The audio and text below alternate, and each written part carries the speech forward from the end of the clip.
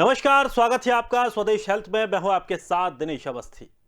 क्या आपको या आपके घर में किसी भी सदस्य को नींद में चलने की बीमारी है? अगर है तो ये प्रोग्राम आपके लिए फायदेमंद साबित हो सकता है। स्लीप वॉकिंग, जिसे सोमानबुलिज्म भी कहा जाता है, इसमें नींद की स्थिति में उठना और घूमना शामिल है। वयस्कों की तुलना में बच्चों में यह समस्या ज्यादा देखने को मिलती है। स्लीप वॉकिंग यानी बार बार नींद में चलना एक अंडरलाइन स्लीप डिसऑर्डर का संकेत भी दे सकता है। तो आइए जानते हैं क्या है स्लीप वॉकिंग के लक्षण और किस तरह की ये बीमारी होती है, और सबसे बड़ी बात कि कैसे इससे बचा जा सकता है। कुछ सवाल ये भी हैं कि आखिर क्या ये बीमारी आगे चलकर कोई खतरनाक रूप तो धारण नहीं करती, और क्या कुछ इससे और नुकसान हो सकते हैं। तो इसी को लेकर के आज हम चर्चा करने वाले हैं। मेहमान हमारे साथ जुड़ेंगे, वरिष्ठ चिकित्सक हमारे साथ जुड़ेंगे, जिनसे आपका परिचय कराते हैं। हमारे साथ doctor Rashmi Verma, general physician, doctor Pritesh Gautam, neuropsychiatrist. दोनों मेहमानों का बहुत बहुत स्वागत है। सबसे पहले मैं डॉक्टर रश्मि आपसे जानना चाहूँगा, आखिर क्या है ये स्लीप वॉकिंग और कैसे ये बीमारी होती है, क्या कुछ इसके लक्षण होते हैं? जी। बहुत ही महत्वपूर्ण टॉपिक है आज का। स्लीप वॉकिंग यानी कि सोमनम्बुलिज्म, ये एक ऐसी बीमारी है, कॉम्प्लेक्स बिहेवियरल पैटर्न है। बेसिकली क्या है कि दिमाग सो जाता है, परंतु अभी दिमाग उस चीज को एक्सेप्ट नहीं कर पाता है। कुछ ऐसी चीजें जिसकी वजह से वो कारण स्ट्रेस हो सकता है या कुछ भी ऐसा कारण हो सकता है जिसकी वजह से बच्चा नींद में चलता है। बताना चाहूंगी कि स्लीप वॉकिंग जो टर्म है वो एक ग्रुप ऑफ डिजीज को बताता है। जरूरी नहीं है कि बच्चा आपका स्लीप वॉकिंग मतलब सिर्फ नींद में चले। हो सकता है वो बिस्तर पे उठ के बैठ जाए, हो सकता है कुछ बार बार बटन खोलना या बंद करना, इस तरीके की चीजें करे, या आंखें खोल के एक तरफ देखता रहे। यदि ये चीजें बच्चा बार बार कर रहा है, ये खासकर बच्चों में देखने को मिलती है बीमारी। छोटे और बड़े दोनों प्रकार के बच्चों में। अच्छी बात यह है कि ये बीमारी समय के साथ चली जाती है, बेनाइन होती है, मतलब डरने वाली कोई बात नहीं होती। अगर हम सेफ्टी लें, बच्चे के साथ बिहेवियरल थेरेपी ठीक से करें और ट्रीटमेंट सही समय पे लें, तो ये बिल्कुल ठीक होने वाली बीमारी है। लेकिन अगर बड़ों को लेकर बात करें तो बड़ों में ये बीमारी किस तरह से दिखाई देती है, और क्या इसकी कोई बेसिकली वजह रहती है? देखिए क्या होता है कि जब हम बात करते हैं बच्चों और बड़ों में, पहली चीज, क्या बड़ों में ये बीमारी हो सकती है? बिल्कुल जी, बड़ों में भी ये बीमारी हो सकती है। कभी कभी कुछ साइकेट्रिक बीमारियां होती हैं, जैसे शाइजोफ्रेनिया हो गया, एंजाइटी से संबंधित बीमारियां हो गई, माइग्रेन। माइग्रेन एक बहुत ही आम बीमारी है। ऐसी कंडीशन में कईयों लोगों को ये बीमारी साथ में हो जाती है स्लीप वॉकिंग की। इसके अलावा जो लोग नशे के आदी हैं, जैसे अल्कोहल, अल्कोहल हर तरीके से हमारे शरीर के लिए नुकसानदायक है। अगर हम ब्रेन से बात करें, लीवर से बात करें, किडनी से बात करें, हार्ट के लिए बात करें, हर तरीके से अल्कोहल हमारे शरीर के लिए नुकसानदायक है। तो बड़ों में, खासकर जो लोग नशे के आदी है, उनमें भी कई बार इस तरीके के सिम्टम्स देखने को मिलते हैं और ये बीमारी डेफिनेटली हो सकती है। जनरली ब्रेन से रिलेटेड डिसऑर्डर है और सेल्फ लिमिटिंग, मतलब अपने आप ठीक होने वाली बीमारी है। जी। तो क्या ऐसा मान सकते हैं डॉक्टर रश्मि कि जो लोग ज़्यादा कुछ सोचते हैं, दिन भर सोचते रहते हैं, क्या ज़्यादा सोचने वाले व्यक्तियों में इस बीमारी का प्रभाव देखा जा सकता है?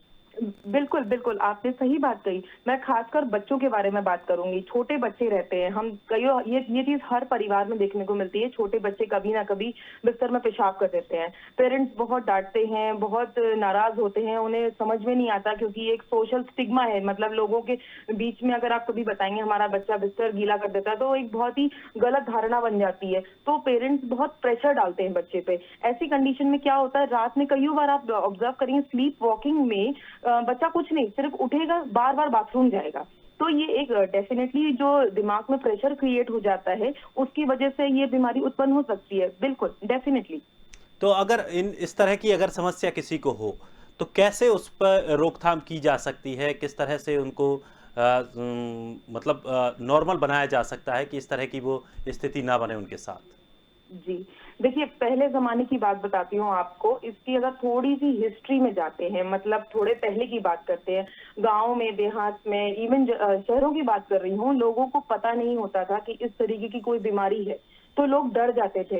लोगों को अगर बताते थे, इवन परिवार वाले लोग डर जाते थे, हमारे बच्चे को भूत ने पकड़ लिया है, कुछ हो गया हमारे बच्चे को, ये क्या हो रहा है हमारे बच्चे को। उन्हें ही एक्सेप्ट करने में बहुत प्रॉब्लम होती थी इस चीज को। बट जैसे जैसे साइंस ने तरक्की की है, टेक्नोलॉजी आई है, लोगों ने एक्सप्लोर किया है, डॉक्टर्स ने, साइंटिस्ट ने इन सब चीजों पे काम किया है, तो ये पता चला है कि एक्चुअली ये कोई बीमार ये कोई भूत प्रेत का चक्कर नहीं है, इसमें झाड़ा फूकी या तांत्रिक या किसी चीज की जरूरत नहीं है। बेसिकली बीमारी है जो कि ठीक हो सकती है सही समय पे, यदि सिम्टम्स पकड़ में आए, यदि लक्षण समझ में आए और उसका सही तरीके से निदान किया जाए, फार्माकोलॉजिकल ट्रीटमेंट यानी दवाओं के द्वारा प्लस बिहेवियरल थेरेपी, आप बच्चे को सोशली, इमोशनली हर तरह से सपोर्ट करिए, तो डेफिनेटली एक बीमारी बिल्कुल कंट्रोल में आ जाती है। चलिए, डॉक्टर प्रीतेश गौतम भी हमारे साथ जुड़ गए हैं। डॉक्टर, आज हम स्लीप वॉकिंग को लेकर के बात कर रहे हैं। क्या कुछ इस बीमारी के बारे में और दर्शक और जानना चाहते हैं, क्योंकि ये ऐसी समस्या है जो आमतौर पर एक दूसरे के घर में देखने को मिल ही जाती है, खास करके बच्चों को लेकर जिस तरह की समस्याएं हैं वो भी समस्याएं देखने को मिलती हैं। तो क्या कुछ इसके लक्षण हैं और कैसे ये बीमारी एकदम हावी होती है? देखिए, अगर अपन स्लीप डिसऑर्डर्स की बात करें तो स्लीप डिसऑर्डर दो तरह के डिफेक्ट होते हैं।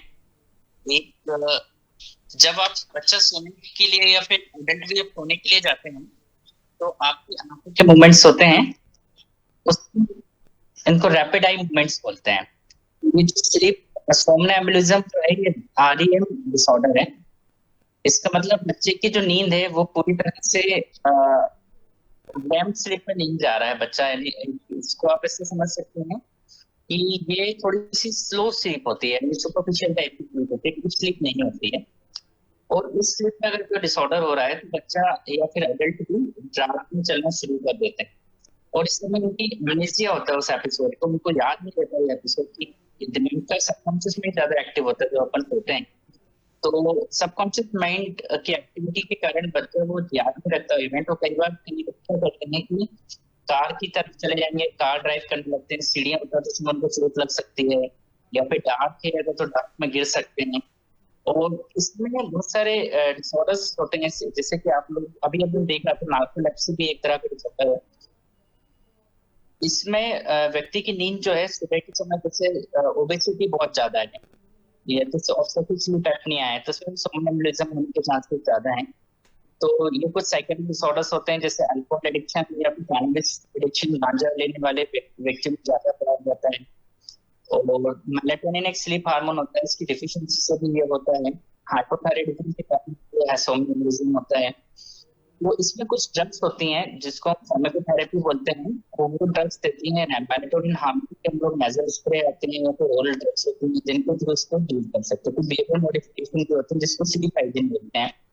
स्लीप हाइजीन होता है कि आप जब सो रहे हैं तो आपके रूम में मोबाइल नहीं होना चाहिए, लाइट नहीं होनी चाहिए, डार्क कॉरिडोर में आप लाइट दें, बहुत लाइट नाइट बल्ब का यूज करें। और दूसरा, जिस बेडशीट पे आप सोते हैं बेडशीट को क्लीन करें सोने से पहले। वो ये सोच कर ना सोए कि मुझे नींद आए, ये सोच के सोना नहीं है। आप तो थक जाए तब आप बेड पे जाएं। आप जबरदस्ती बेड पे जाके कहने लगे तो मुझे सोना ही है, इस तरह से साइकिल अगर नहीं बनी है तो उसको नहीं करना चाहिए। तो यानी कि ये कह सकते हैं कि अगर नींद सही तरीके से पूरी नहीं हो पा रही है, जो एक पर्याप्त एक नींद होनी चाहिए, वो समय अगर आपका स्लीपिंग आवर पूरा नहीं हो रहा है तो ये समस्या बड़ों में भी हो सकती है। बिल्कुल जी। डॉक्टर रश्मि, अगर हम इसी बीमारी को लेकर, अगर इसको या इस बीमारी में हम उसे भी जोड़ना चाहें, क्योंकि कई लोगों को रात में देखा जाता है कि वो सोते सोते अचानक से बात करने लगते हैं, और ऐसा नहीं कि वो एक दो बात कहते हैं, काफ़ी देर तक वो बात करते रहते हैं। और अगर पास में कोई बैठा है, वो उनसे कोई बात पूछता है, सवाल पूछता है, उसका जवाब भी दे देते हैं, और फिर बाद में वैसे के वैसे फिर सो जाते हैं। तो क्या ये भी स्लीप वॉकिंग बीमारी के रूप में ही इसको देखा जा सकता है, या वो कोई दूसरी बीमारी है? जी, बिल्कुल। देखिए, ये एकदम सही चीज आपने जो अभी संकेत किया है। स्लीप वॉकिंग नाम स्लीप वॉकिंग है, लेकिन क्लस्टर ऑफ सिम्टम्स हैं, बहुत सारी चीजें इसके अंडर में आती हैं। जैसा कि आपने बोला, कई बार आपने ऑब्जर्व किया होगा, खासकर बड़े बूढ़े लोग घर में रहते हैं, नींद में कुछ भी बोलते हैं। आप जब पूछते हैं उनसे कि क्या कह रहे हैं, तो वो उस चीज का दोबारा से बता नहीं पाते हैं, है ना। वो कुछ और बोलेंगे, आप कुछ और समझ पाएंगे, आप समझ भी नहीं पाएंगे कई बार। है ना, किसी ऐसे विषय पे बात कर रहे होंगे जिसको आपका समझ पाना बड़ा मुश्किल होगा। तो ये जो चीज होती है, इवन बड़ों में नहीं, बच्चों में आप देखेंगे, बच्चे जो होते हैं ड्यूरिंग स्लीपिंग, मतलब सोते समय खासकर कुछ ऐसे वर्ड्स बार बार रिपीट करेंगे। हो सकता है कि कुछ एक्शंस ऐसे करें, जैसे शर्ट की बटन खोलना, बार बार वो शर्ट की बटन खोलने की कोशिश करेंगे या पैर हिला रहे, तो नींद में, जबकि ये नींद में होता है। और ये डेफिनेटली ये सारी चीजें स्लीप वॉकिंग का ही पार्ट है। यदि ओल्ड एज की बात करें तो डेफिनेटली उनमें भी ये सिम्टम्स जो हैं स्लीप वॉकिंग के हो सकते हैं। बिल्कुल, तो यानी कि ये मान सकते हैं कि हम दिन भर जो सोचते हैं, दिन भर जो हम करते हैं, और अगर सही तरीके से हमारी नींद पूरी नहीं हो पा रही है तो रात को वो चीज़ें हमारे दिमाग में रिवाइंड होती रहती हैं और वो प्रतिक्रिया हम करते रहते हैं। डॉक्टर प्रीतेश, जी जी। मानसिक तौर पर कितनी बड़ी ये बीमारी है अगर दिमागी तौर पर देखा जाए, और किस तरह से हम अपने दिमाग को फ्रेश रख सकते हैं ताकि इस तरह की जो चीज़ें हैं, इस तरह की जो छोटी-छोटी बीमारियां हैं वो उत्पन्न ना हो? जैसे किसी भी व्यक्ति के अगर सबकॉन्शियस माइंड को आपको ट्रेस करना है या सबकॉन्शियस माइंड को आपको प्रोब करना है कि उसके सबकॉन्शियस माइंड में क्या चल रहा है, तो हम लोग क्लिनिकल प्रैक्टिस में उसके सपनों का विश्लेषण करते हैं। तो कुछ सपने होते हैं, जैसे पर्टिकुलर कुछ एंजाइटी ड्रीम्स होते हैं। जैसे कई लोग बोलते हैं कि मैं जा रहा हूँ और कोई मेरे पीछे भाग रहा है और मैं उसको पकड़ने पड़ूंगा या वो मुझे पकड़ने जा रहा है, तो ये एक एंजाइटी ड्रीम होती है। तो इन पेशेंट्स में एंजाइटी बहुत होती है जिसके कारण उनकी स्लीप साइकिल बहुत डिस्टर्ब होती है। आरईएम और एनआरईएम दो तरह के स्लीप पैटर्न होते हैं। तो जो एनआरईएम स्लीप यानी डीप स्लीप होती है, इसकी फ्रिक्वेंसी कम होती है, यानी वो कम होती है डीप स्लीप, इनकी सुपरफिशियल स्लीप ज्यादा होती है। इसके कारण इनकी नींद बिल्कुल इनिशिएशन में डिफिकल्टी होती है और मेंटेनेंस में डिफिकल्टी होती है। नींद लगने में भी प्रॉब्लम होती है और नींद से लगे लगने में भी प्रॉब्लम होती है। अगर आप एक सिंगल स्ट्रेच की स्लीप साइकिल दे रहे हैं 6 से 8 घंटे की, तो स्लीप वॉकिंग होने के बहुत चांसेस कम हो जाते हैं। तो इसमें एंजाइटी फोबिया, अगर फोबिक एटीट्यूड है दूसरी चीजों के लिए कि अगर मैं सो रहा हूँ और एकदम से मेरी नींद खुल जाएगी तो बुरे सपने देखूंगा, तो ये सब एक क्लस्टर ऑफ सिंड्रोम होता है। बहुत सारी चीजें होती है, क्लस्टर बहुत सारे सिम्टम्स भी आते हैं, जैसे मुंह सूखना, पेशाब बार बार लगना, और एकदम से ऐसा दिल की घबराहट, दिल धड़कने लगना, पाँव एकदम से जर्क होना, इसको रेस्टलेस लेग सिंड्रोम बोलते हैं। तो इस तरह के डिसऑर्डर भी इसके साथ में बहुत ज्यादा पाए जाते हैं। ओल्ड एज में बहुत कॉमन है क्योंकि मेलाटोनिन हार्मोन की सिक्रेशंस कम हो जाते हैं ओल्ड एज में, तो स्लीप साइकिल वैसे डिस्टर्ब हो जाती है। तो इसलिए ओल्ड एज में भी ये बहुत कॉमन है, और उसमें ओल्ड एज में फिर हमको मेलाटोनिन सप्लीमेंट करना पड़ता है। और इस तरह से हम इसको ट्रीट कर सकते हैं। दूसरा एडिक्शन से, और दूसरा लिक्विड डाइट आप रात में ना लें। आपको रात को 9 बजे के बाद से लिक्विड को सप्लीमेंट करना है। जैसे चाय कॉफी कई लोगों की आदत होती है, तो चाय कॉफी पी के सोना है, तो ये भी बेकार है क्योंकि ये साइकोस्टिमुलेंट है। इससे आपका ब्रेन एक्टिवेट हो जाएगा और ब्रेन सोएगा नहीं प्रॉपर। नींद बहुत प्रॉपर जरूरी है इसमें। अच्छा डॉक्टर, बादाम को लेकर के बात कही जाती है कि जैसे अभी डॉक्टर रश्मि ने भी बताया कि जो बच्चे हैं वो अक्सर बिस्तर को गीला कर देते हैं, तो ये कहा जाता है कि इनको जी सुबह जी। सुबह अगर हम बादाम खिलाते हैं तो उससे कई लोगों को फायदा भी मिलता है, और वो इस तरह की बात पर, क्या ये बादाम लेना सही है और ये किस तरह से काम करता है? बादाम एक प्रोटीन है, आप इसको ऐसे समझ सकते हैं, जितने भी नट्स हैं वो प्रोटीन का सोर्स होते हैं। तो जैसे आप अखरोट की बनावट देखेंगे तो अखरोट की बनावट एक ब्रेन जैसी होती है, तो एक मिथ है ये कि अखरोट खाने से ब्रेन शार्प होता है। बादाम में एक आप बोल सकते हैं फैटी एसिड होता है, जो ब्रेन के माइलिन शीट की कवरिंग यानी ब्रेन की कवरिंग होती है, इसको माइलिन शीट बोलते हैं। इसके लिए वो जरूरी होता है। जैसे फिश ऑयल में भी होता है वो, इसको एसेंशियल फैटी एसिड्स बोलते हैं। तो इसके कारण आप बोल सकते हैं कि हाँ, बादाम कुछ हद तक ब्रेन के माइलिनेशन में हेल्प करता है, और जिसके कारण न्यूरोनल सर्किट में थोड़ा सा ऑयलिंग समझ सकते हैं इसको, कि ब्रेन के अंदर ऑयलिंग अच्छी हो जाती है। तो हाँ, बादाम खाना जरूरी होता है। प्रोटीन इंटेक बहुत अच्छा होना चाहिए, कार्बोहाइड्रेट कंजप्शन कम होना चाहिए। तो ये अच्छी खाने में अगर आप बादाम में कोई से भी ड्राई फ्रूट्स लेते हैं तो एक अच्छी बात है, लेकिन स्पेशली आप बोले कि हाँ बादाम के कारण ऐसा होता है, तो ऐसा नहीं। हाँ, ड्राई फ्रूट्स जिसमें भी एसेंशियल फैटी एसिड जो माइलिन शीट के फॉर्मेशन में मदद करते हैं ब्रेन के अंदर, वो बहुत जरूरी होते हैं। चलिए डॉक्टर रश्मि, एक सवाल और है कि अगर स्लीप वॉकिंग किसी को है तो इससे क्या कुछ और बीमारियां बढ़ सकती हैं, या फिर ये सिर्फ एक ही बीमारी रहती है? जी, देखिए, सबसे पहली चीज, एक सवाल आपने भी थोड़ी देर पहले पूछा था कि इस बीमारी की गंभीरता क्या है।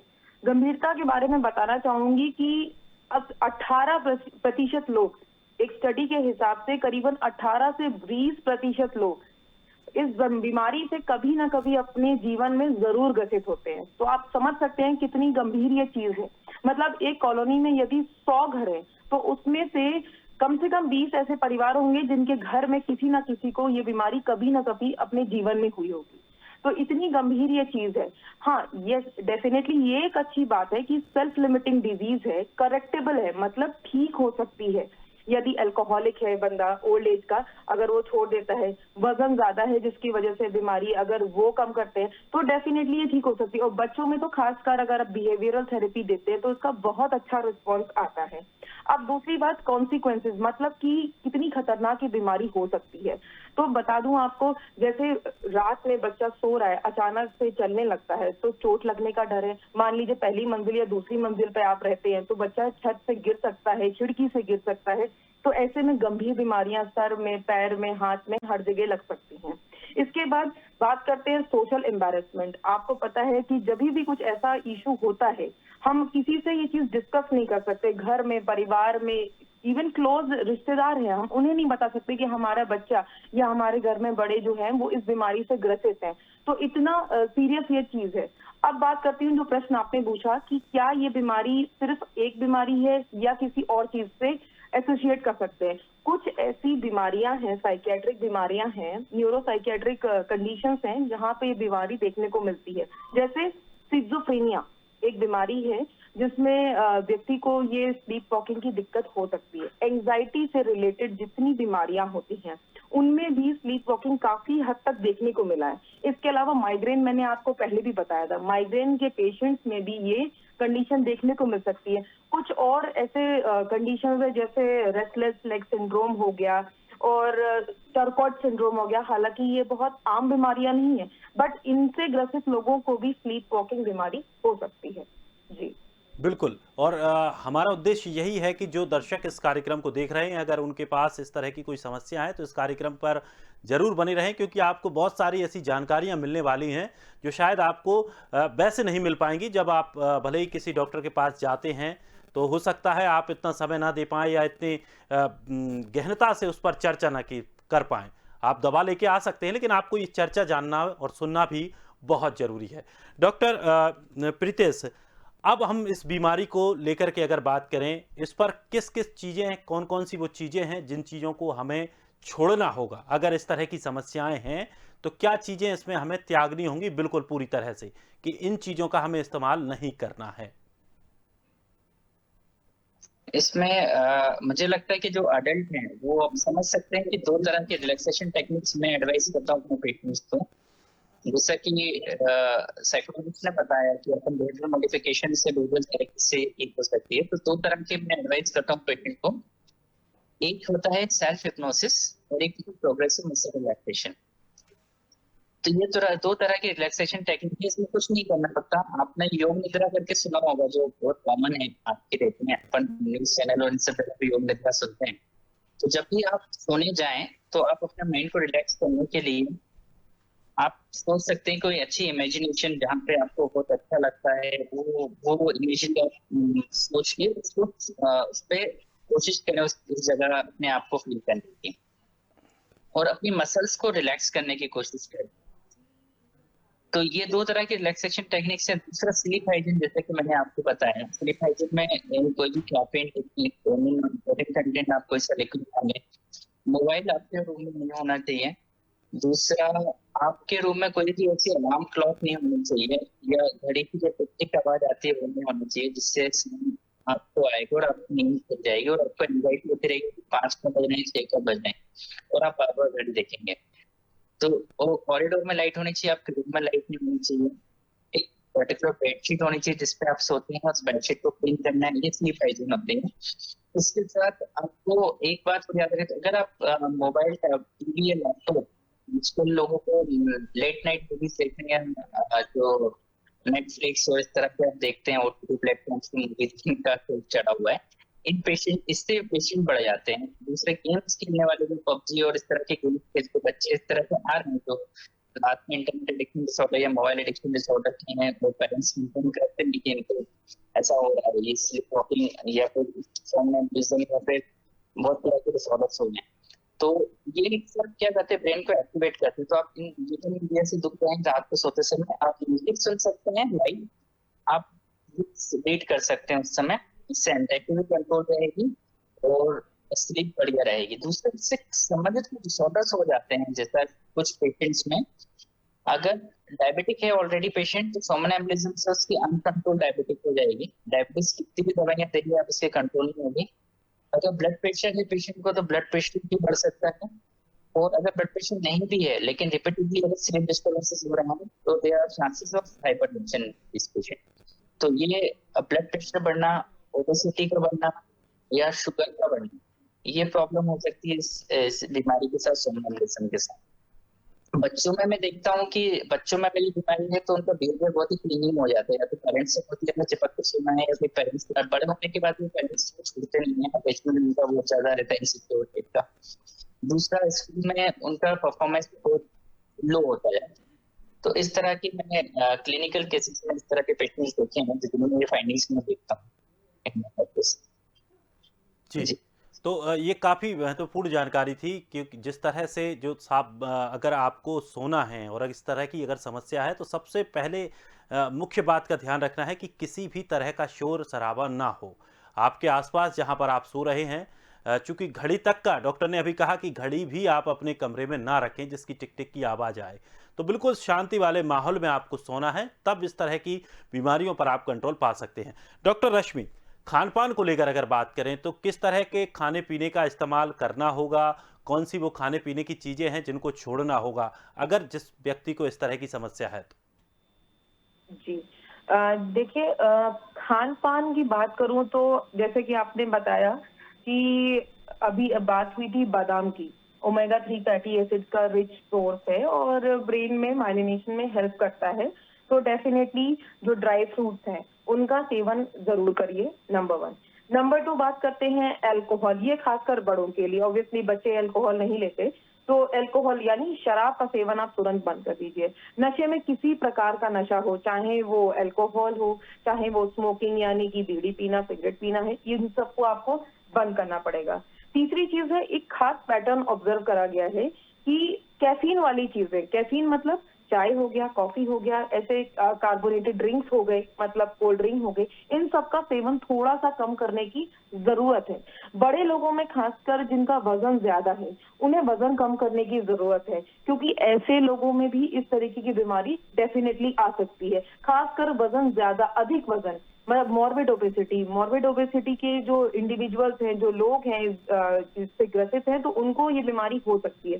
तो उनको डेफिनेटली वजन कम करने की जरूरत है। Plus regular sleep pattern, time से सोना, टाइम से उठना, ये बहुत जरूरत है। बच्चों के लिए पेरेंट्स का से रिक्वेस्ट है मेरी कि बहुत ज्यादा स्ट्रेस का माहौल ना क्रिएट करें, उस चीज को समझें, उस चीज को एक्सेप्ट करें और बच्चे को भी हेल्प करें कोप अप करने के लिए। तो ये सारी चीजों का ध्यान रखना घर में बहुत जरूरी है। चलिए, बहुत बहुत शुक्रिया डॉक्टर रश्मि, डॉक्टर प्रीतेश गौतम, आपने इतना महत्वपूर्ण समय हमें दिया और दर्शकों को इतनी महत्वपूर्ण जानकारियां दी।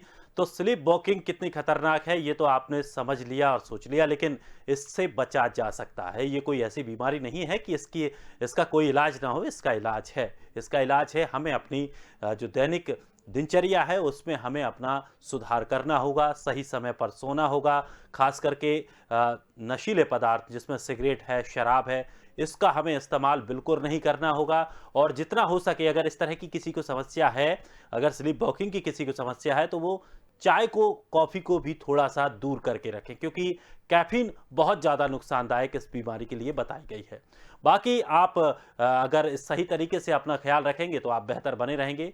और हमारा कार्यक्रम हम इसी उद्देश्य के साथ चलाते हैं कि आप खुश रहें और सुखी रहें। फिलहाल इस खास कार्यक्रम में इतना ही। ताज़ा तरीन खबरों के लिए आप बने रहिए स्वदेश के साथ। सबसे पहले देश।